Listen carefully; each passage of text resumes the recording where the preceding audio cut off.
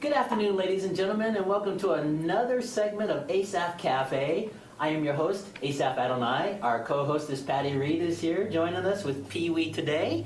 And in this edition of Asaph Cafe, our special guest is Colleen Ireland, and I invited her to be part of this program. We're going to do some special music just for her, and I wanted Colleen to be relaxed and share this show with her. And of course, Mr. Jack Wiegman.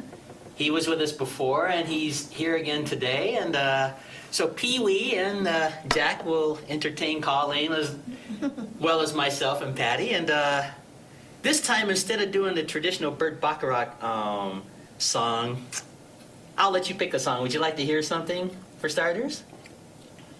No, what did you usually use? Well, the theme song is usually Burt Bacharach's This Guy's in Love with You. All right, well, we'll do that again. I've done this like a zillion times, and I never get tired of doing it. You've got it memorized like the back of your hand. Yeah, it's my theme song anyway.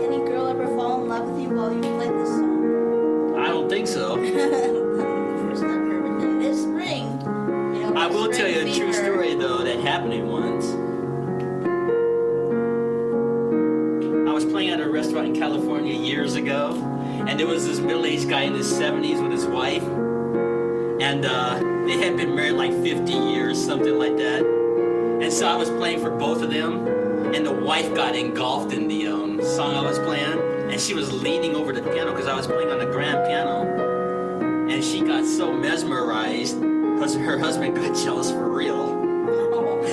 And he thought I was trying to take his wife away from me. I was like, no, sir. That happens to musicians, so you know. I know. We don't try to get in trouble, it just seems to follow us. It's the talent, that's what it is. It's the talent.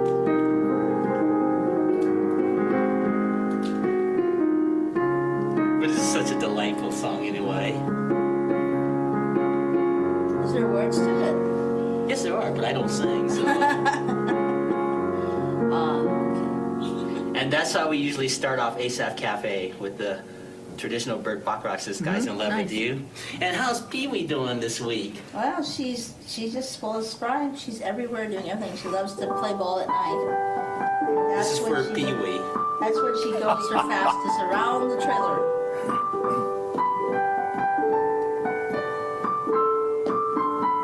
And she wants more peanuts. Yes, I see she likes peanuts. Yes, she does. She likes peanut butter. It's pretty funny watching her. So anyway, I've been doing this show for 7 months, and Patti has been on my program more than anyone else, so she became what was called our veteran guest, and then she went on to become the co-host. So. I am the Kelly Ripa. Yeah, she's the Missoula. Kelly Ripa of Missoula, and she's the Kelly Ripa of Asaph Cafe. Asaph, as you play, I notice that you're playing trills, usually in the right hand. Yeah. Da da da, breep. Oh, those are just little arpeggio tricks, to make it sound classical. Well, when you do this, it sounds like something that's really hard to do. Do you practice this thing? Oh, yeah, I had to train for a whole year to be able to do that, to take any popular song and make it sound classical. Like, for example, let's do Johnny Cash, Ring of Fire. I'll do a piece of it here, and I'll give you an idea. Ring of Fire? Well, let's do the entire thing. Good classical Ring of Fire. See? All those tricks.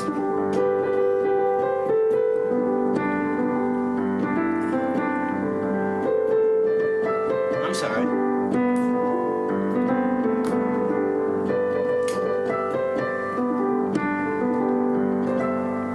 Well, let me do it again. It's been a while since I've done that. I didn't like the way I Marty did that Robbins anyway. would be so proud of you even at this point. Well, let me do that again. I didn't like the way I did that anyway.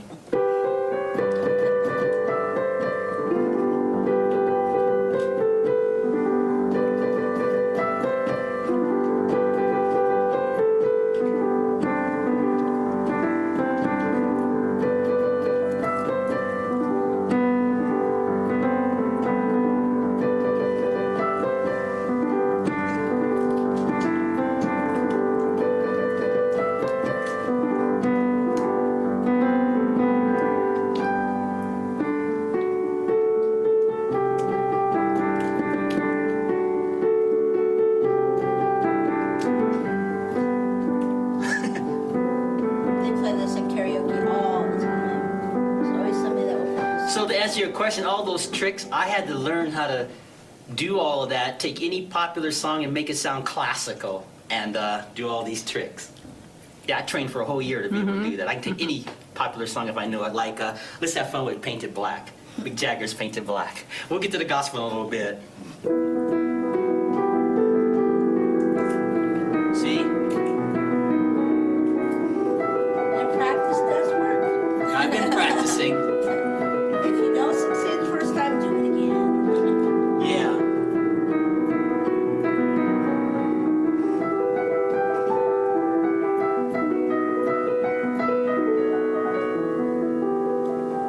I'm going to do a short version. I'm not going to do the whole thing, but that gives you an idea. Any popular song.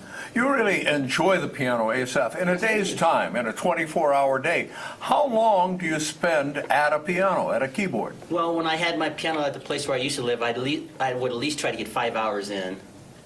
But it's not 5 hours in one setting. That's impossible. You have to space it. Like you do 20 minutes and just walk away. Come back later and do another 20 minutes Give your fingers a rest. and walk away. And throughout the course of the day until 5 hours accumulates. So That's how 5 you hours do it. is not punishment, it's fun. It's fun, but you have to do it in sets. It's just like Like- when you weightlift. You don't sit there weightlifting for 5 hours straight like this. You'd kill yourself. You have to do it in sets. Yeah, okay. The same with the piano. So that's how I do that. And you have to focus your goal of what you're trying to play. And now the way I practice is not the way I perform. When I'm practicing, you probably wouldn't even know I can actually play the piano because I'm doing things like all these finger exercises. Like for example, I might do something like this to make sure the fingers are even. And what I do is like I'll put a movie on, like my big fat Greek wedding, and I'll Yeah. turn it down really low. Oh, And so by you're the playing time the that scenery. movie's over, you've got 2 hours practice in, if you do it in one set. Yeah. Plus scenery music. Yeah, and also, you know, when you're practicing slow, you're not going to tire yourself out, see? Because you're not really using a lot of energy. And I've said this before, college students, you know, when you go to universities, they're in there practicing a piece at normal I know. speed. They're trying to learn that I at love normal that speed. sound. I love that sound when you're in the college area where they're working. Yeah, but see, It's they nice. Mm-hmm. practice normal speed, and that's not the way to practice. I'll give you an example. Suppose I was going to do Chopin's Minute Waltz. You're going to do it very slow, something like this.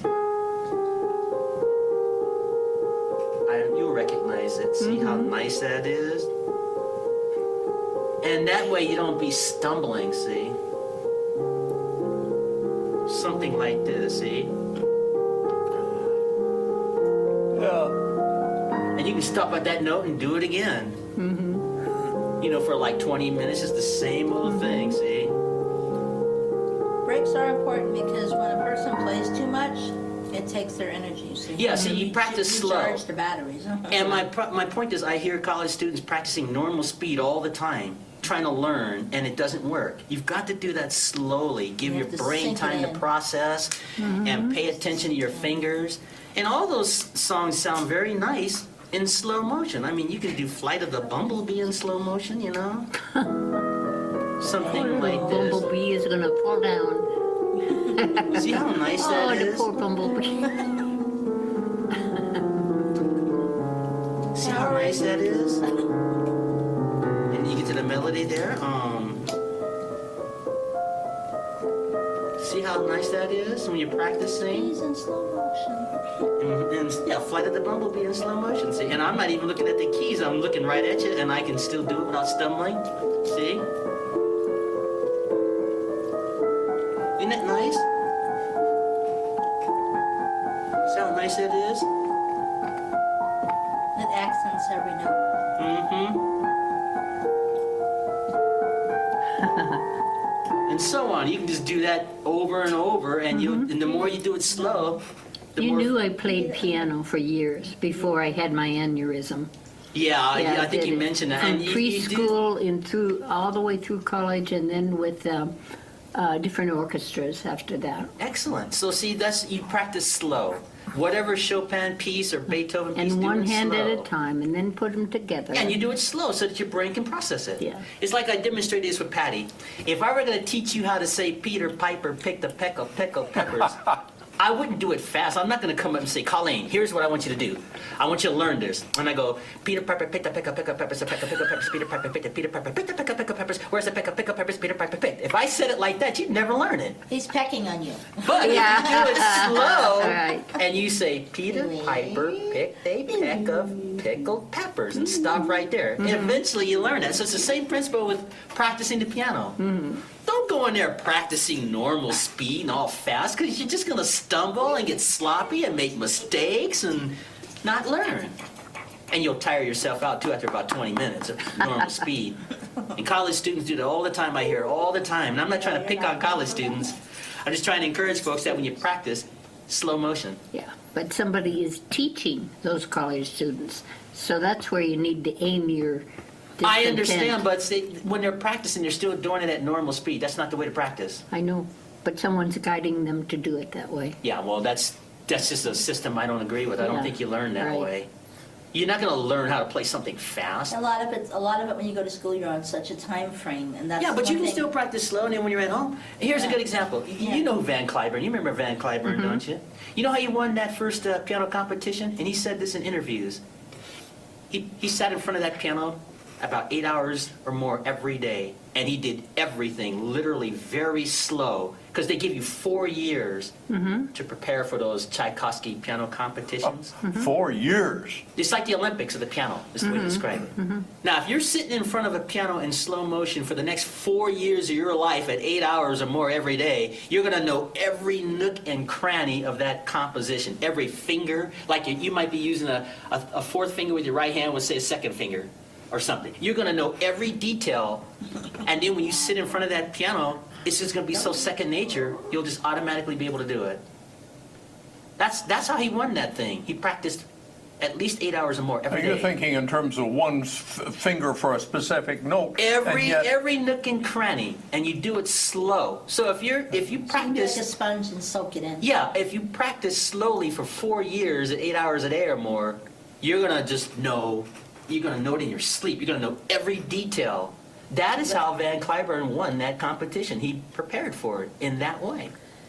And yet a jazzist might play a given tune and he knows what he wants to achieve, but he might play it differently every time he does. Okay, there's a difference between jazz and classical music. The principles with jazz, it's not based on what's called rote, R-O-T-E, note for note. You have to have a good extensive knowledge of chords and scales. I'll demonstrate that. Like, let me do a scale in slow motion. Yeah, jazz it up. See the do, re, mi, fa, sol, la, ti, do? Sure. That's a plain old scale. Now, if you take the first and the third and put that together, the first, the third, and the fifth note of a major scale, that's what's called a chord. So when you do jazz or popular music, you have to have an extensive knowledge of chords and scales. Yeah. That's how you develop popular and jazz. Whereas with classical music, it's note for note. They get the sheet music out. You got to memorize the notes and the fingers and stuff. Now the blues is just basically bass. Yeah, but I mean, it's the same principles. If anything outside of classical music, you have to have a good knowledge of chords and scales, and you have to be able to do it in every key, not just the key of C. See what I I'm mean? thinking about the way you play without looking at the people, that is with looking at the people, without looking at your fingers. Yeah. And the old timers who played the music for the silent movies were working in the dark. They couldn't see any of those things. Yeah, but there was a trick because they had a tiny little light inside the piano that you didn't see on camera. So they could see their notes even if it was dark, and they can see at least the keyboard. And they That's how they don't- did it. they don't I get played a fingers, silent too. movie one time and didn't have that light. Well, they should, Yeah. you know, but that's how they do it. And so anyway, when you're doing popular music and all the other stuff, you just have to have an extensive knowledge of chords and scales. You have to know inversions. That just means taking a chord and playing the same chord but switching the order of the notes. Instead of like C, E, and G, it could be E, G, and C. Can you hear it, the same chord? You're just Sure. switching the order. That's called inversion. So you have to have a good knowledge of all of that to really do popular music or jazz, especially jazz. And then you got to learn your scales. Like I'm going to do what's called a blue, B-L-U-E. It's called a blue scale.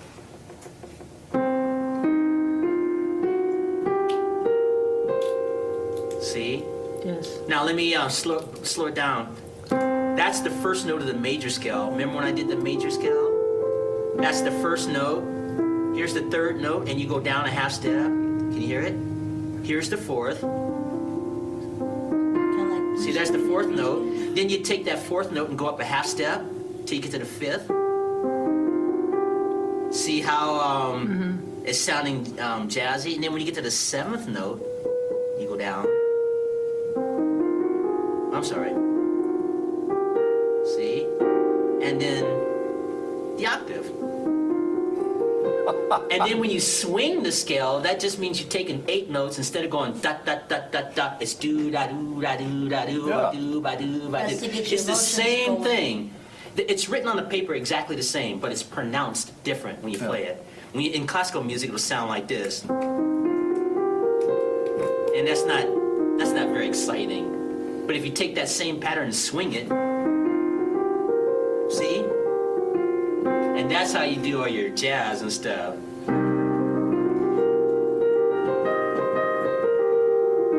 See, something like that. And that's how you learn popular jazz. You have to have a good knowledge of scales. So I'm glad I was able to demonstrate that. Yeah. And even with gospel music. you put a spell on us. Wow, you just have to. We're yours. It's in the old days before they had the notation that we have today. They literally wrote everything out on paper, and that was like a chore to try to learn how to play a song that way. So when you do a classical piece, like let's say the Moonlight Sonata, it's literally note for note, and it can take you a while to learn this. See. So that's why it's better to practice slow and This is one of those ice skating tunes. yeah.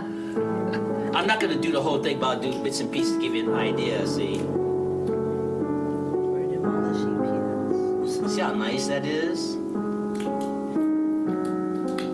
And when you're learning, you can stop right there and just do it over again, over and over again. And see, a lot of people don't like to work on classical music because you have to really pay attention to what you're doing. And you want it to where it's like second nature, where you don't even have to look at the keys. I can look at you and just play this thing without stumbling.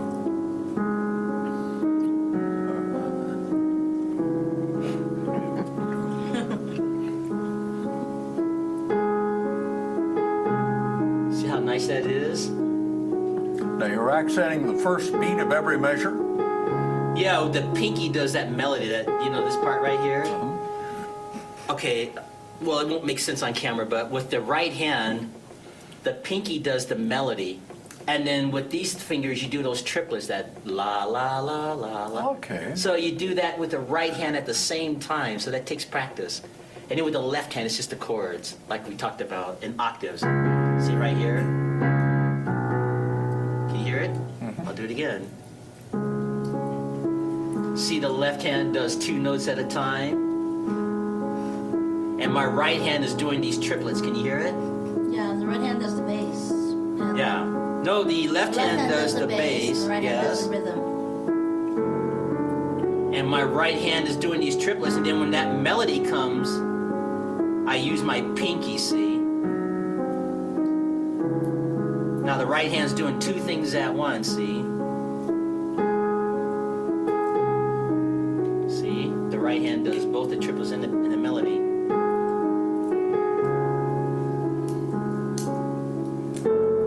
See? And you accent with your pinky to hear the melody. See? And that's how you do it. Well, didn't Glenn Miller do some sparkling things with the Moonlight Sonata? Moonlight Serenade. Ah, there's the difference. And that part there reminds me of the Commodores.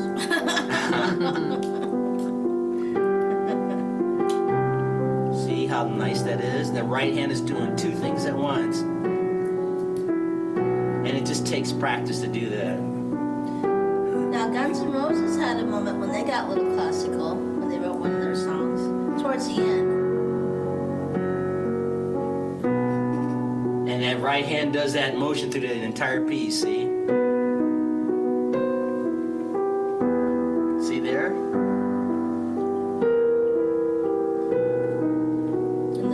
November Rain. Mm-hmm. Towards the end, they got very classical. They had like a big entourage because the song was about a man losing his wife. And so towards the end, they had this great big, Axl Rose thought it'd be cool to have this great big orchestra part to be how dramatic the guy was going through and how he felt bad. And it turned out to be a very good video and very good song. But number one. See, my right hand's doing that same repetitive motion all through that. I think Bonnie Tyler too in I Need a Hero. She kind of did that towards the end too, a little bit of classical. Mm-hmm. And it just takes practice, see? So did Queen. Yeah, Queen, yeah, they did all that too. They in fact did a whole opera. I know, I'm familiar with that too. And see, your fingers won't get tired, you'll build it up, see?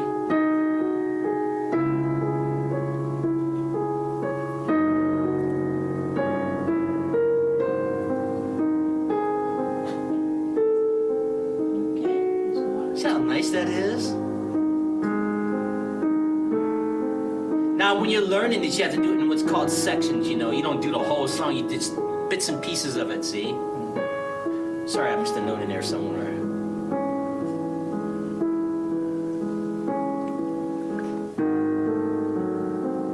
See how pretty those triplets are? See, and by playing it slow too, you can also help the audience get in the mood faster. Yeah, but when you're preparing The something like anticipation. this, you have to break it apart. You get the audience in the mood where they're anticipating something. Mm-hmm. They just, that little bit of suspense gets them. See every how time. nice that is? Yeah, you're right, Patti.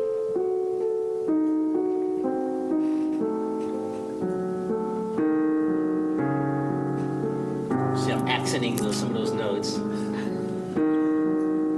Even when I do karaoke, I always start out with some warm-up songs, so that way I can test my voice, see if it's ready. 'Cause I don't. But sometimes the DJ Tom, he likes to throw in. He knows I'm spontaneous, so I can do almost anything. So he knows if I know the song and he's in that mood. So if he wants me to sing "Hair of the Dog," and I usually hike that towards the end, you know, so that I've got enough strength to build up. I can, you know, they're not ready for Judas Priest quite yet in Nazareth. It takes a little bit of time.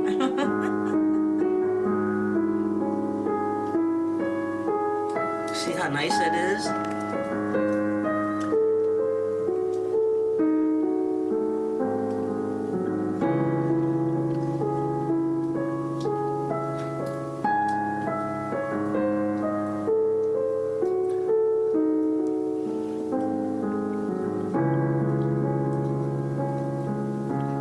Of course, it's hard to play some of these classical pieces on these little keyboards too, see?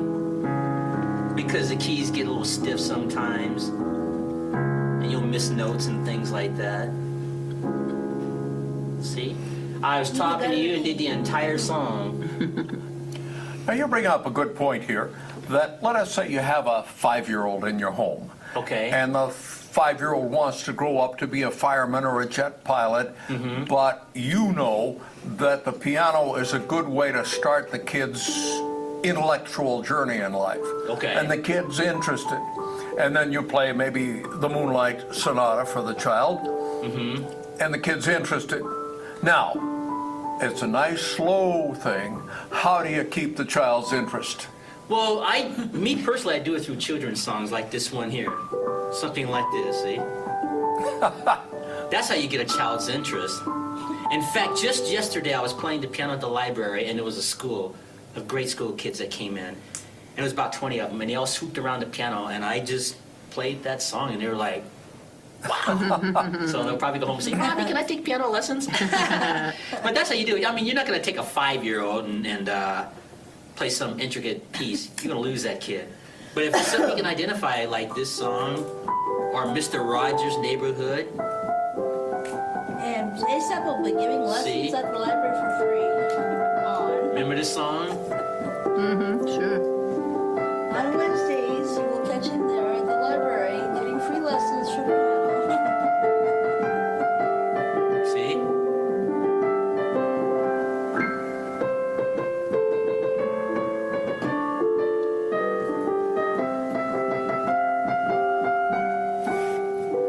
Isn't that pretty? See?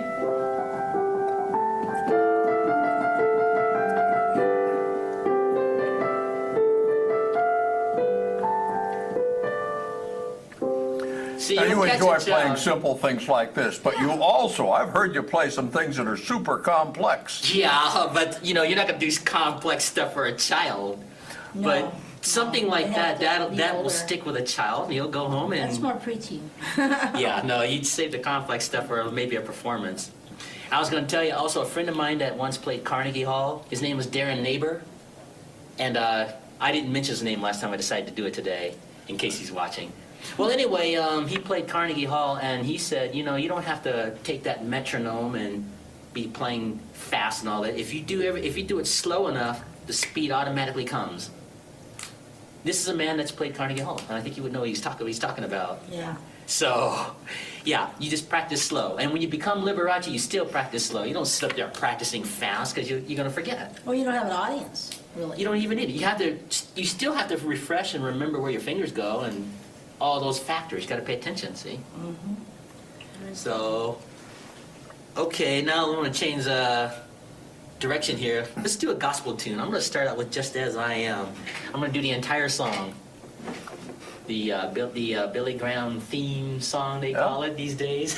Oh, really? Well, yeah. When you watch those old Billy Graham crusades over the years, they always played that at the end of the His son program. took over. Well, they still use that song. So I'll do the entire song just for you, since you like gospel.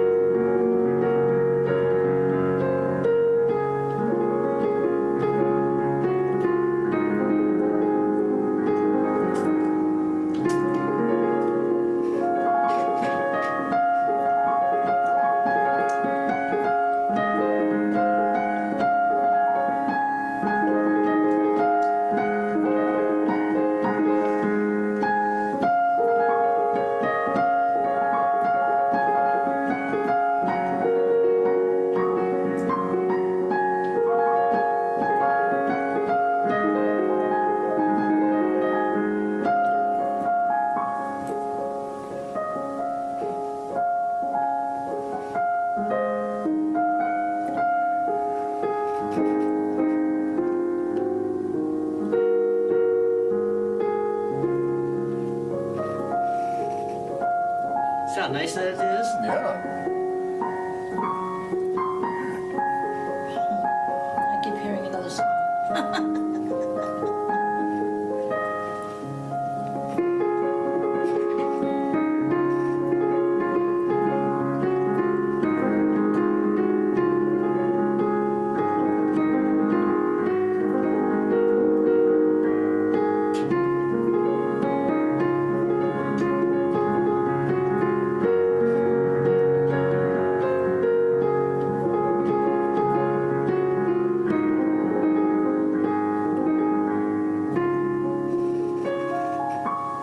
Hey, there you go. Just As I Am. I Now you- noticed a couple of those notes, they actually were played in Kiss's song 2000 Men.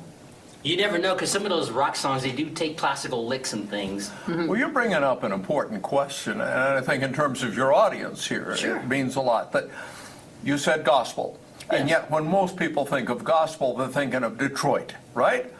Probably. And something that's based as much on ragtime as it is on music. Definitely not Maranatha, but Yeah. Well, okay, if you want to They're get, okay, if mixing you up want the to, notes. They're mixing up the notes. if you really want to get technical, it's, I don't know how much truth there is in this. It's been said that most gospel music that we know of come from the old Negro spirituals.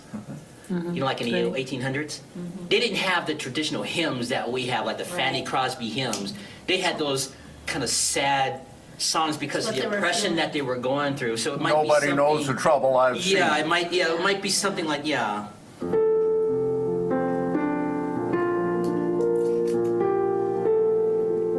Something like this.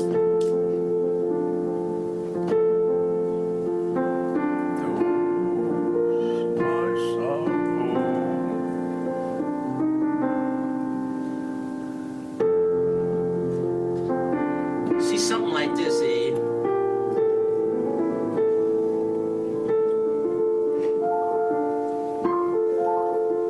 Let's see.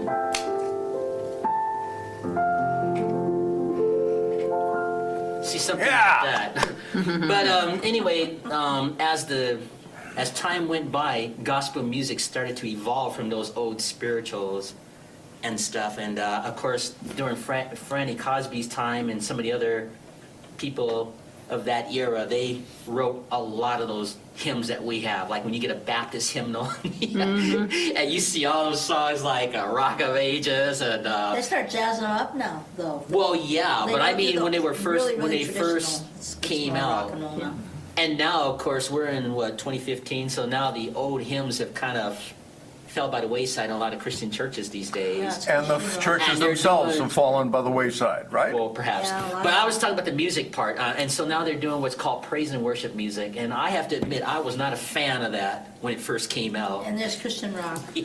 Well, yeah, it is now, but I mean when it was first coming on the scene. right? Because I was old school. I'm like, man, don't be messing with them hymns. And so the Christian artists at the time, they start introducing all that new stuff that's out there. They want to keep the teenagers involved. I understand that, but when you're like older then, Yeah. it didn't sit well with me at first.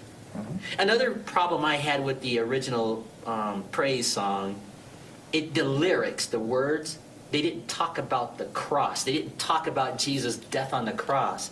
It talked about Their emotions. how great God is, which He is, and worshiping God, which that's a good thing to do. So I'm not being critical of the lyrics. I'm just saying that they didn't seem to point to the cross and salvation as far as how to become a Christian like the old hymns did. They had a song that came out. I heard it a lot of times on the Christian channel up in Nuclear, Colorado, and it basically it goes, "I'm gonna live what I believe and walk that line." So it was showing everybody, you can be powerful, but you gotta stay the course. You still have to stay the course. You still have to have something to believe in that's beyond what you see, because without that inspiration, you won't make it. Yeah, okay. So again, I'm not criticizing the praise music. I'm just talking about the lyrics, the storyline. It was different than, like, with the song One Day. One day when heaven was filled with His praises. One day when sin was as black as could be. Jesus came forth to be born of a virgin, dwelt among men. My example was He. And here's the catch. Living He loved me. Dying He saved me. Buried He carried my sins far away. Rising He justified freely forever. One day He's coming, oh glorious day. That's called One Day. And that storyline just really talks about the death, burial, and resurrection of Christ. Whereas all these praise songs just don't do that. They inspire. They inspire, but they don't talk about the cross. And that was the problem I had when they first came out, but I've adapted now. Like, what's those creatures on Star Trek? The Borg. You remember the Borg? Oh, yeah. Resistance is futile. Yeah, that's America. So I've learned to adapt. America. Yeah, I've learned to adapt with the praise songs. Like. Well, how do you feel about those Stuart Hamlin songs, like "It Is No Secret" or the? Those are beautiful compositions. Like you listen to George Beverly Shea, and he always did the older stuff. But we're into the new stuff now. So, in fact, I'll demonstrate one of the new songs. Wasn't one of the newer Christian rock bands was Stryper? Wasn't that? Yeah, that group. That group. Yeah, you'd think you're going to a Led Zeppelin Final Tap, concert hearing them. But there's a purpose. Maybe the lyrics may not talk about the cross, but some 15-year-old. If you want to win him over, you're not going to win him over with Rock of Ages. Yeah, He's going to be tradition, like, No, tradition, no. But if some like Stryker, or any of those new groups, Brandon Heath, J.J. Heller, what's her name, Fantasia, whatever her name is, the young lady that was on American Idol that won, she's got the real high voice, the yeah. African American singer. Yeah, I can't think of her name. I can think of her name, but anyway, you can reach young kids with that kind. I'll demonstrate. Here's a song called Amy "Give Me Grant. Your Eyes." I don't Amy know if you'll Grant's know it. another one. Yeah. This is by a singer named Brandon Heath. I don't know if you know him or not. I've heard of her.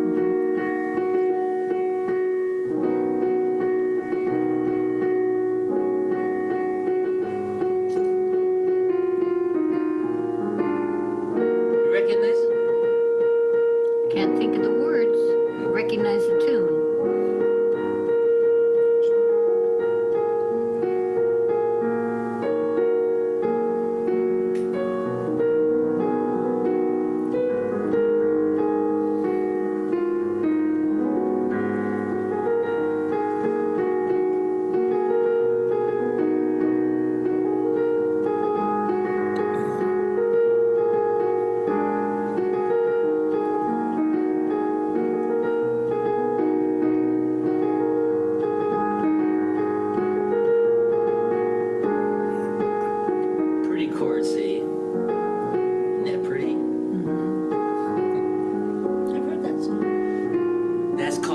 Your Eyes. I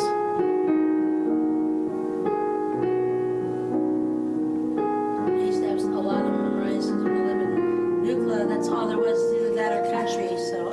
Yeah, that is a song called Give Me Your Eyes by Patti Heath. And I know that song doesn't point to the cross, but what I do like about that particular song, besides those beautiful chords, the storyline, it just talks about give me your eyes, the eyes of God, to see what people are going through, their struggles and so on. Because there's a music video on YouTube that you can see it. When you watch the YouTube video, it makes more sense about what that song is talking about.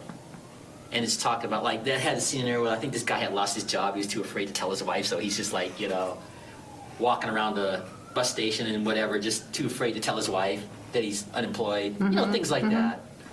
So, but I do like that particular song as far as the chorus. And I'll do that not the verse, but the chorus part. Isn't that pretty? That's why I like the song I'm gonna live what I believe, because I like that, because it proves to me that you don't have to do what people are putting out there. Just because they put it out there doesn't mean you have to follow it. You can't go around it and be your own individual, because you're gonna be your own self anywhere. Now, you're playing at pitches and at a pace that a person in a pew could easily sing to. Yeah. Now, if I were in an actual church service, I probably wouldn't do all those tricks like with that Just As I Am. I would probably do it pretty straight, something like this. See, something like this. More traditional. Yeah, traditional. Especially if you're doing an invitation. You want to make that as quiet as possible. You don't want to be having an altar call and people are repenting of your sins. You're sitting up there doing this Liberace stuff. That won't work. Now, if you're doing a solo, it'll work. Or like an offertory or something. Like one year, I went into a Baptist church that I got an invitation years ago, and they had a 9-foot concert grand piano in there. Yeah. So they asked me to play a tune for the offertory. So I played Beethoven's Moonlight Sonata, because it was a big old church. By the time I got through with that song, they were still taking the offering. So, I just thought it was the right song. Yeah, that's a song you can play twice if you want. Well, yeah, I suppose, but anyway, getting back to the soft, traditional.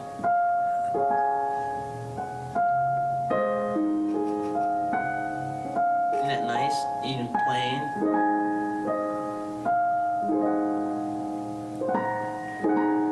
See, they have a lot of the standard measures that are patterned through every gospel song, too.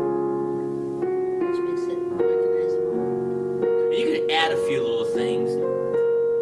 Oh, they do when you get a choir. Yeah. The ones like down south, them women, they really get into it. That's what Donna Summer, when she broke into music and everything, the one song that she cringed on her mom hearing was I Feel Love.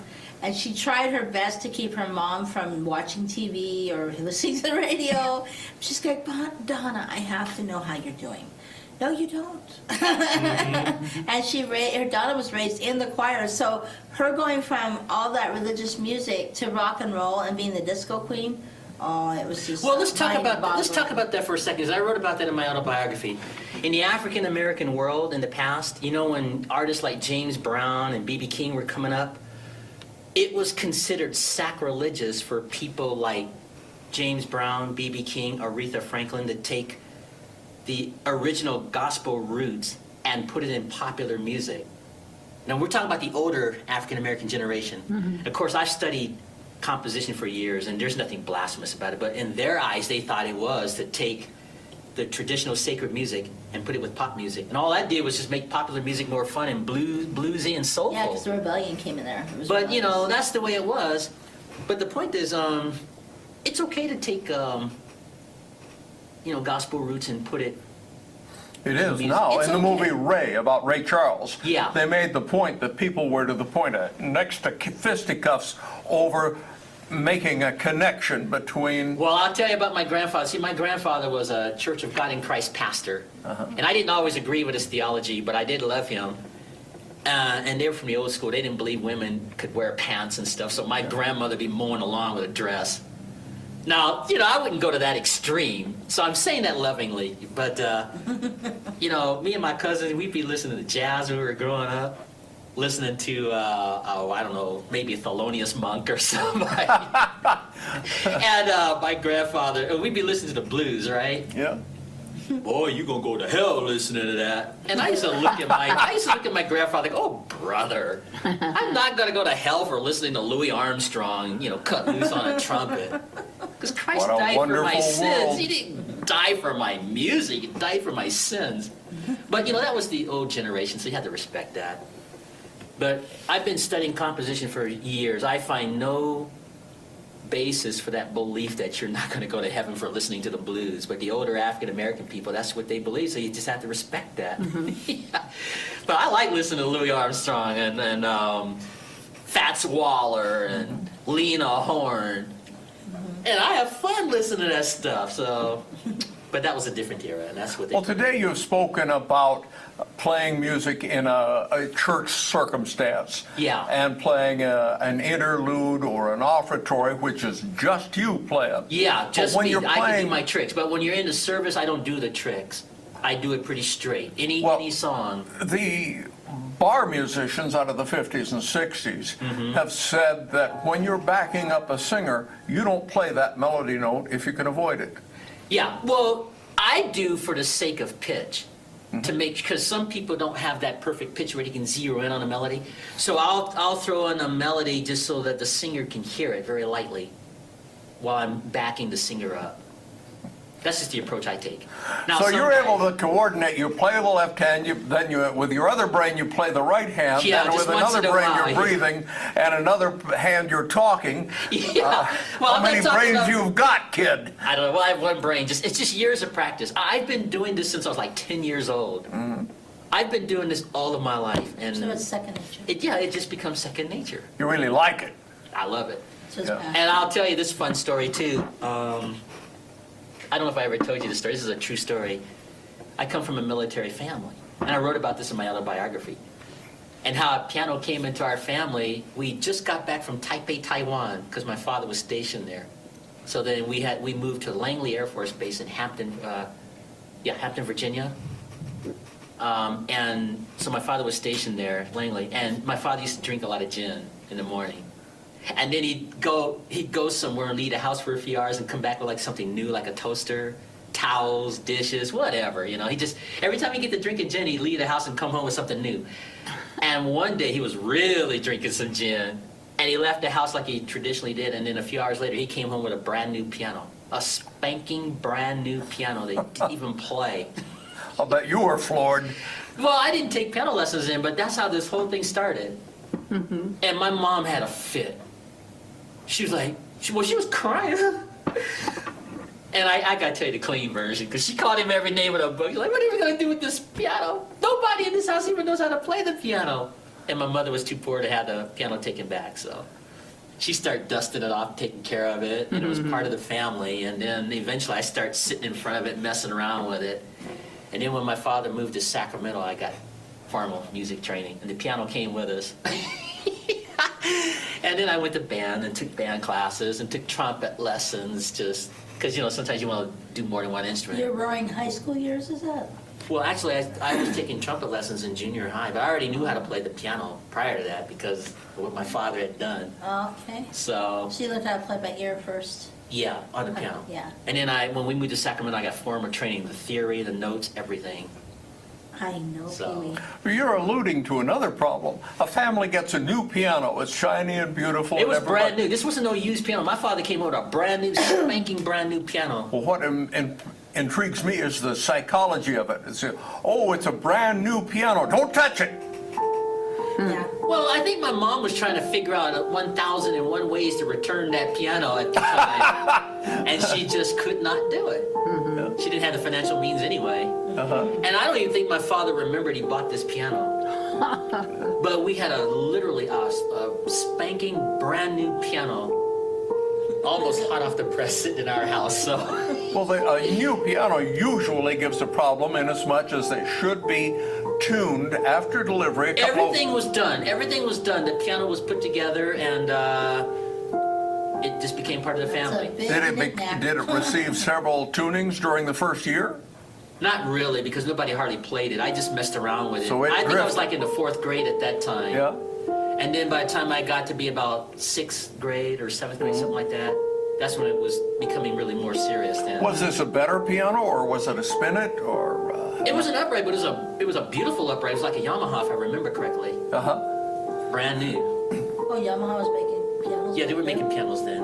And they were putting out some pretty good pianos then too. So I only think of them as motorcycles. So yeah, it was a brand new piano, and it was a beautiful piano. It played very well, and it just became part of the family. Well, you're playing a digital piano now. How do you feel about the various digital one? kinds of piano? Well, I'll tell you, and I mentioned this before. I don't think that the digital piano world is going to ever hire me as a spokesperson, because I don't think much of them. And what I mean by that is the keys are hard to push down on these electronic pianos. And when you play a legitimate classical piece, like for example, see how monotone that sounds?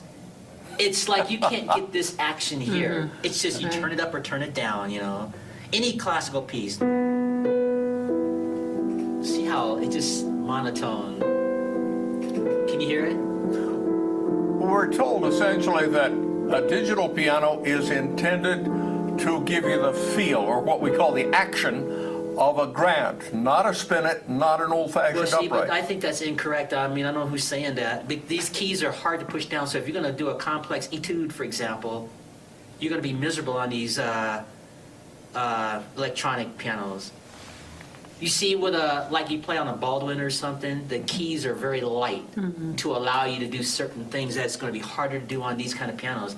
I think these pianos were good for like rock music or rock and roll, when they did like the sustained tones or something. Like if somebody's singing, sustained tones. But I don't think much of these electronic grands. In fact, I won't mention the mall, but there was a mall that once hired me for the entire Christmas holiday. This was before I came to Missoula, and they had this big concert grand style electronic keyboard, and there was no strings in it. It was just a hollow bass, and those keys were very hard to push down. I was so miserable the whole time I did it, but I just tried not to show it. I still got paid, but I was miserable.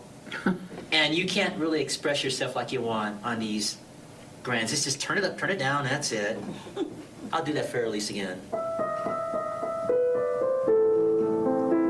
See how mechanical it sounds? Well, there are 4 of us here. Anybody else think it's mechanical?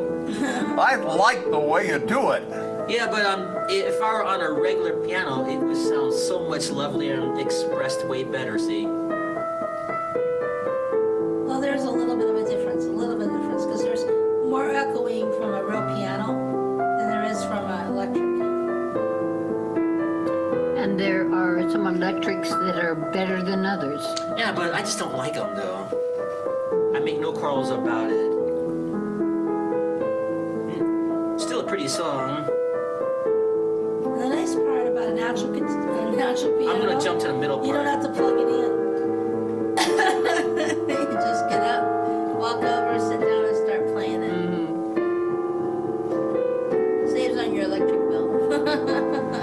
See, it just doesn't sound as expressive to me. Well, it doesn't carry out, It just monotone to me. Kind of like being tone deaf a little bit. See, stuff like that, I don't like that.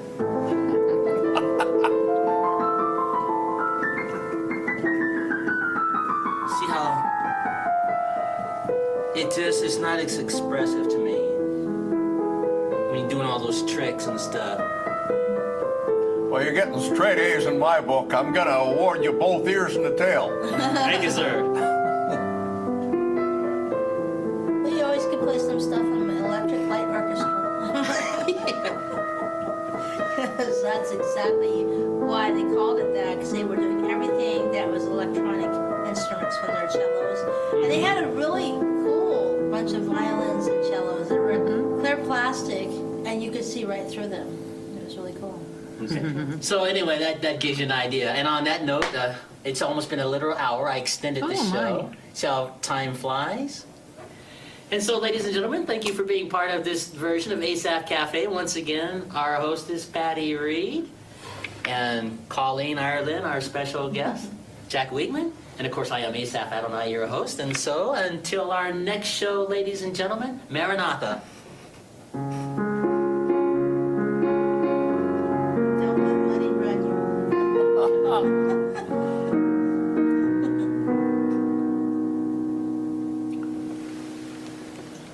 Bravo!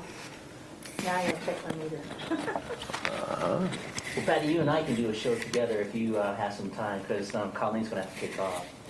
But let me make you a copy of this show first. Oh, I didn't get the second episode of last week. Oh, I'll have to look it up now. I have it. Okay. Let me get that prepared. There's the button. Oh, this